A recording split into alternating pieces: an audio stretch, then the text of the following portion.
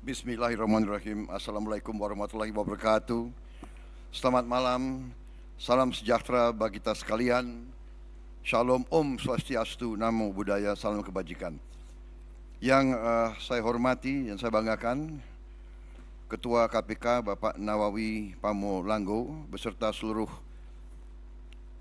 Dewan Pengawas dan pimpinan KPK, Ketua KPU Bapak Hashim Asyari atau yang mewakilinya, Ketua Bawaslu Bapak Rahmat Bagja, Ketua DKPP Bapak Hedi Lugito, Bapak Febri Adriansyah, Jampitsus mewakili Jaksa Agung, Komjen Polisi Wahyu Widada, Kabar Eskrim mewakili Kapolri, pasangan calon Presiden Wakil Presiden 01 Bapak Anies Baswedan dan Bapak Muhaimin Iskandar yang saya hormati, pasangan calon Presiden dan Wakil Presiden 03 Bapak Ganjar Pranowo dan Profesor Mahfud MD yang saya hormati. Kita telah kumpul di tempat yang baik ini untuk membahas masalah korupsi. Dan saya kira kita semua menyadari dan faham benar betapa masalah korupsi ini merusak kehidupan bangsa dan negara dan membahayakan keselamatan sebuah negara. Negara-negara yang dikatakan gagal sebagian besar adalah karena tidak mampu mengendalikan mitigasi ataupun menghilangkan korupsi. Justru yang tadi disampaikan oleh pimpinan KPK benar-benar relevan. Kita faham justru negara seperti kita yang hidupnya banyak sekali tergantung sumber daya alam, disitulah terjadi praktek-praktek korupsi yang sangat mengganggu kelangsungan hidup suatu bangsa. Semua upaya yang sudah disampaikan oleh KPK harus kita dukung. Dan saya bertekad untuk mendukung dan untuk manakala saya nanti bersama Saudara Gibran menerima mandat dari rakyat, saya bertekad untuk memimpin upaya pemberantasan korupsi dengan sungguh-sungguh dan dengan total. Saudara-saudara sekalian, pendekatan yang sudah dilakukan itu sudah benar. Pendekatan pendidikan, kemudian pencegahan dan penindakan, itu sudah benar, harus kita tingkatkan. Tetapi saya memandangnya dari segi sistemik, dari segi realisme. Jadi menurut pandangan saya, kita harus dengan secara realistis mengatur kualitas hidup semua pengambil keputusan yang mengendalikan roda pemerintahan, terutama yang memegang anggaran besar. Kualitas hidupnya ini harus dijamin dan diperbaiki. Contoh, hakim di negara-negara yang maju yang harus kita pelajari, hakim-hakim, apalagi hakim tertinggi, hakim agung, itu dijamin jabatannya seumur hidup. Dia hanya bisa berhenti apabila dia sakit, dia minta berhenti, atau dia meninggal. Itu di Amerika, itu di Inggris. Kemudian Ketua Mahkamah Agung adalah pejabat negara yang gajinya tertinggi.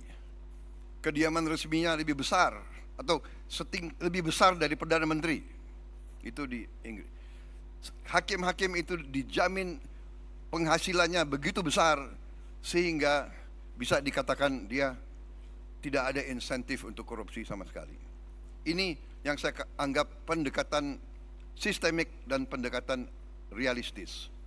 Pejabat-pejabat yang memegang anggaran besar, kualitas hidupnya dan penghasilannya harus sesuai. Sekarang direksi perusahaan swasta, bahkan perusahaan BUMN, gajinya jauh lebih besar dari Panglima TNI, dari dirjen-dirjen, dari menteri-menteri yang memegang anggaran negara yang triliunan. Ini saya kira harus kita mendekatinya secara realistis. Ini keyakinan saya. Jadi kita perbaiki kualitas hidup, kita tingkatkan gaji-gaji semua pejabat, semua penyelenggara negara. Kita mampu, saya sudah hitung dengan tim pakar saya, Indonesia negara kaya bukan negara miskin. Kita mampu, kita tingkatkan kualitas hidupnya, kita jamin kualitas hidupnya dengan berbagai sistem. Dengan demikian kita tegakkan semua undang-undang yang perlu ditegakkan. Bila perlu pembuktian terbalik, tidak perlu kita tunggu delik pengaduan, tetapi seorang pejabat yang mau menjabat jabatan penting harus transparan, harus bisa dilihat. Karena itu saya sangat dukung LHKPN untuk ditegakkan dan diberi sanksi manakala LHKPN itu tidak jujur. Semua kekayaan harus dilaporkan. Jadi intinya demikian, pendekatan secara realistis, sistemik.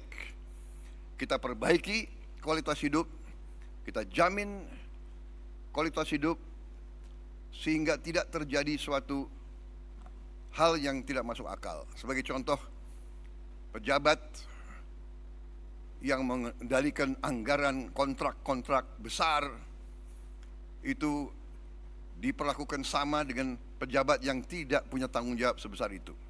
Ini saya melihat sehari-hari di lingkungan tanggung jawab saya. Di Kementerian Pertahanan ada pejabat yang mengendalikan triliunan dalam kontrak-kontrak, pangkatnya sama dengan pejabat yang kerjanya rutin.